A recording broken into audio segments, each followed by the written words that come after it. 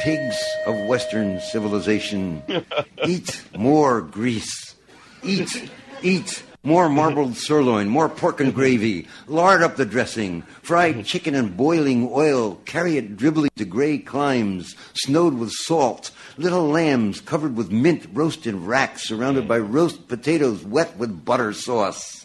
Buttered veal medallions in creamy saliva. Buttered beef by glistening mountains of French fries, stroganoffs in white hot sour cream, chops soaked in olive oil, surrounded by olives, salty feta cheese, followed by Roquefort Blue and Stilton, thirsty for wine, beer, Coca-Cola, Fanta, champagne, Pepsi, Retsina, Arak, whiskey, vodka. Ah! You know the day destroys the night, night divides the day.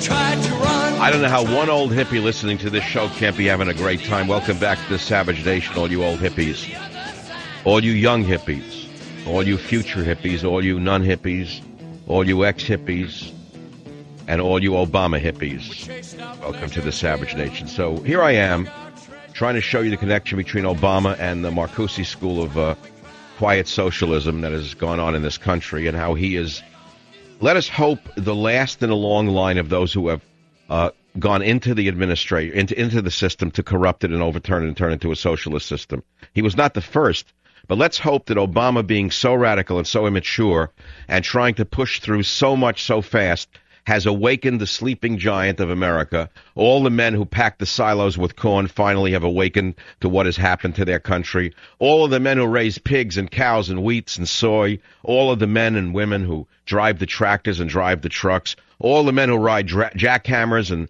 work on the high rises, the low rises, ride the low riders, the high riders.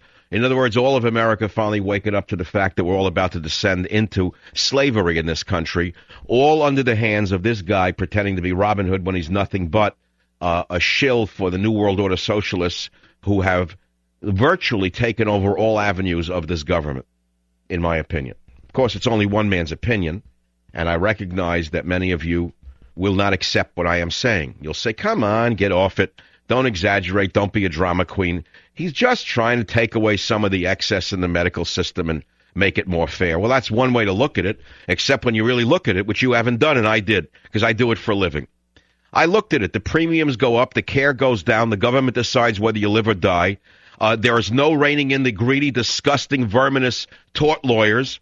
There's no limitation on health care for the illegal alien parasites who have invaded America and don't deserve anything for free, but they're going to get it. So don't tell me this is about fairness. This is about a ripoff, to use a 60s phrase. But I don't want to get too excited. I just want to have a good time, because boys just want to have a good time, and I'm just going to have a good time. And so I want to go back to Freud's idea of pansexualism, because if I say sex, I'm going to get your attention even more than I already have it. And so one of the main ideas of the Frankfurt School of Socialism under Herbert Marcuse, the grandfather, the philosophical grandfather of Obama, was to exploit Freud's idea of pansexualism, which I tried to tell you a little bit about. You know, attack the authority of the father, search for pleasure at all costs, always tell the people that they deserve pleasure, should have pleasure, must have pleasure, will have pleasure, don't deny pleasure. Pleasure is the reason you're not feeling good. Your doctor says have pleasure. How come you're not having pleasure? Why don't you have pleasure? Why are you denying pleasure? Have pleasure, do it in the road. Wherever it feels good, do it. Have it in the road, do it in the road. Sex is good for you. Have pleasure, do pleasure, be pleasure. You are pleasure. You are only the pleasure principle. You're all id. You're no ego. You're no super ego. You're nothing but a walking id. You're nothing but a walking id. You're nothing but a walking id. Have pleasure, have pleasure, have pleasure, have pleasure. Porn here, porn there. Here's porn, there's porn.